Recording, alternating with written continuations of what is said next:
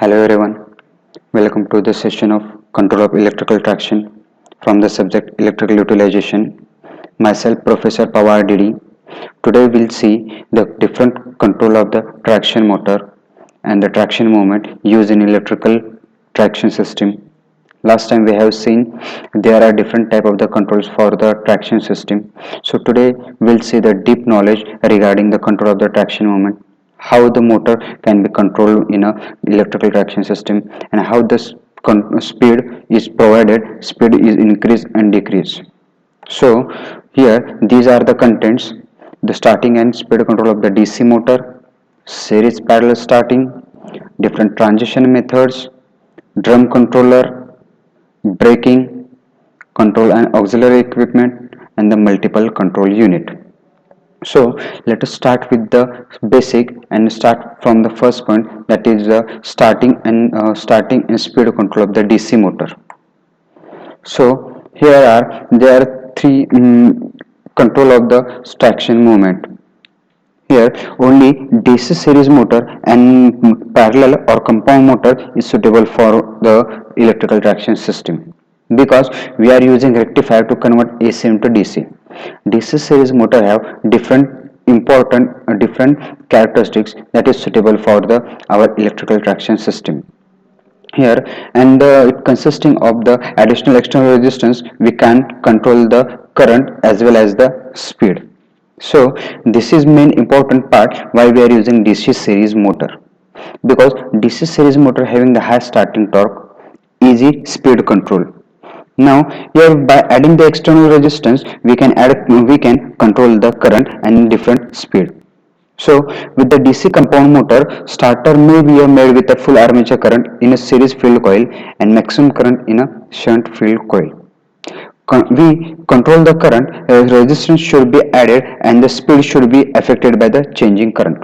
So there are three different methods for control of the traction movement, that is rheostatic control, series parallel control, and the field control. We'll see these three methods step by step in a deeply. So let us start with the rheostatic control. Rheostatic control means it uses the resistance to control the speed. So how the speed can be controlled? So the speed can be controlled by controlling the current. Here a series motor can be started by connecting an external resistance, we can call as a starter, in a series with the main circuit of the motor.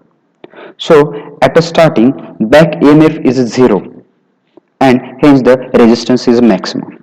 So as per our knowledge, we know that at a starting the back EMF of the DC series motor is 0. As the speed increases, then back EMF starts to build up and hence the resistance is maximum. So as the resistance is maximum, there will be obviously lowest current. So as a motor speed up and the back EMF increases, hence the external resistance is gradually reduced in order to maintain the current from starting to ending. Here, so design resistance are for a short time rating. Here is one important thing related to this our rheostatic control is that here is the whatever the resistance we are using, they are having the short rating. Now, why we are using this short rating? Reason, we are using resistance to decrease the current. That's why the main reason for the rheostatic control we are using the short time rating. Now next one is a series parallel control. Normally the wastage of electrical energy in a rheostatic control is overcome in a series parallel control method. In a case of two methods, make sure that these methods are used for two motors. We are using these methods for two motors. Now, obviously, the wastage of the electrical energy in a rheostatic control is overcome by the series parallel control. So, two motors are connected in a series and a starting resistance is cut out as a motor attains the maximum speed. Obviously, here we have to decrease the resistance, increase the current. As the current increases, we can control the speed. Hence, in the case of two motor, the motor are first connected in a series with each other and starting the additional resistance is cut out by the controller as the motor attains the maximum speed. and finally the control resistance is totally removed. Then each motor has the half of the line voltage across it. Now we have to remove the resistance. That one is important. This is the first position in which motor will rotate at half speed and current should be any. We can't say that current should be any, but current will be in a controllable limit.